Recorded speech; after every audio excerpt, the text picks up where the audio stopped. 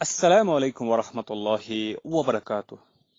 تصوف کی کلاس میں آج ہم جان لیں گے کہ مجاہدہ کیا چیز ہے، مجاہدہ کسے کہتے ہیں، اللہ تک پہنچنے کے ذرائع میں سے جو مجاہدہ ہے وہ کس چیز کا نام ہے۔ چلے شروع کرتے ہیں۔ تصوف میں اللہ تک پہنچنے کے لیے جو ذرائع اختیار کیے جاتے ہیں وہ بنیادی طور پر دو قسم کے ہیں، ایک ہے مجاہدہ اور دوسرا ہے فاعلہ۔ آج کی گفتگو میں ہم مجاہدہ کے بارے میں بات کریں گے، اور مجاہدہ سے مراد نفس کو کنٹرول کرنے کے لیے اسے اذیت اور تکلیف دینا، اسے اذیت اور تکلیف دینا۔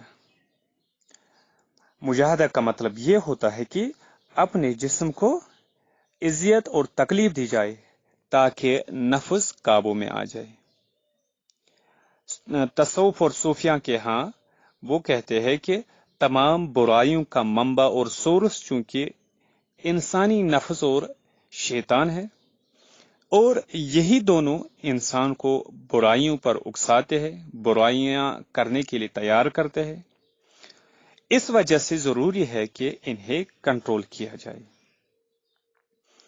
انسانی نفس کی خواہشات اندھی ہوتی ہے، اس وجہ سے یہ آسانی سے شیطان کی آمجگاہ بن جاتی ہے، شیطان کا آلیکار بن جاتی ہے۔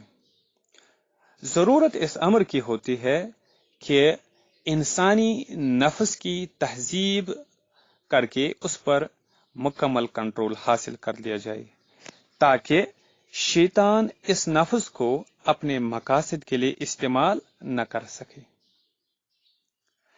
نفس کو کنٹرول کرنے سے متعلق اہل تصوف گھوڑے کو سدانے کی مثال، گھوڑے کو تربیت دینے کی مثال پیش کرتے ہیں۔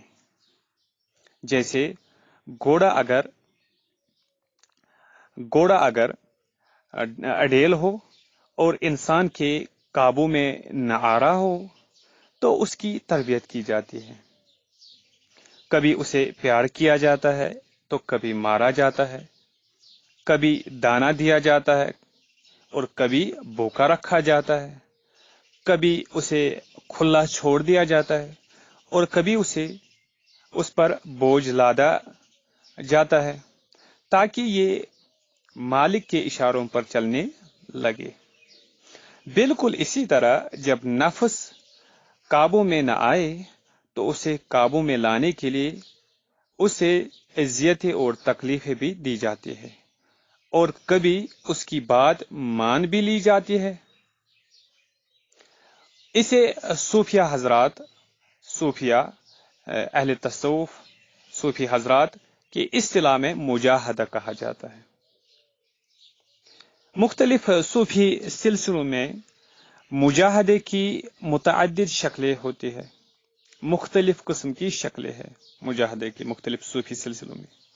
کبھی نفس کا پسندیدہ کھانا بند کر دیا جاتا ہے، کبھی طویل عرصے تک روزے رکھے جاتے ہیں، کبھی چپ کا روزہ رکھ لیا جاتا ہے، کبھی نیند کم کر دی جاتی ہے، کبھی جنسی تعلق کو ختم کر دیا جاتا ہے، منقطع کر دیا جاتا ہے، کبھی ساری رات عبادت کی جاتی ہے، کبھی لاکھوں کی تعداد میں ذکر و اوراد کا ورد کیا جاتا ہے، کبھی جوتا پہننا چھوڑ دیا جاتا ہے، تو کبھی گرمیوں میں گرم اور سردیوں میں ٹھنڈے علاقے میں بے سر و سامانی میں وقت گزارا جاتا ہے۔ بعض صوفی بزرگ مجاہدے کے 3 اصول بیان کرتے ہیں: تقلیل الطعام یعنی کم کھانا، تقلیل المنام کم سونا، اور تقلیل الکلام کم بات کرنا۔ ان کا موقف یہ ہے کہ ان چیزوں سے نفس نرم پڑ کر قابو میں آ جاتا ہے۔ صوفیہ کی کتب میں ان کے واقعات پڑھے جائے تو ان کے ہاں بڑے غیر معمولی مجاہدوں کا ذکر ملتا ہے۔ امام غزالی کی تصانیف ایسے مجاہدوں کے ذکر سے بری ہوئی ہے۔ بعض صوفی کئی سال تک سوئے نہیں، تو کئی ایسے گزرے ہیں جنہوں نے ایک عرصے تک کبھی بات نہیں کی۔ ایک صوفی ساری عمر ننگے پاؤں رہے۔ ایک اور صوفی کا واقعہ ملتا ہے کہ انہوں نے اپنا پسندیدہ کھانا ترک کر دیا اور ساتھ ہی اپنے نفس سے وعدہ کر لیا کہ اگر وہ انہیں تنگ نہ کرے تو وہ 10 سال بعد اسے کھانے کو وہی پسندیدہ کھانا دیں گے۔ 10 سال بعد جب وہ اپنا وعدہ پورا کرنے لگے تو نفس نے کہا کہ میں آخر 10 سال بعد جیت ہی گیا۔ انہوں نے وہی اس کھانے کو پھینک دیا اور نفس کی خواہش پوری نہ کی۔ اس طریقے سے یعنی مجاہدات کا تذکرہ ملتا ہے مختلف صوفیہ حضرات کے۔